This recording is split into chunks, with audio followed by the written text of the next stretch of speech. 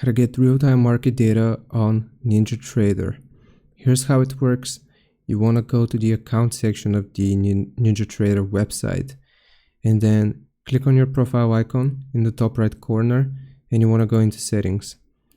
Now from here, you will need to scroll down, or actually click on plans here at the top, and you will see a plan for market data. Market data subscriptions are available to funded brokerage account holders. So you will need to get you will need to get a subscription for real-time market data. We'll just click on start application. And right here, once you open up a real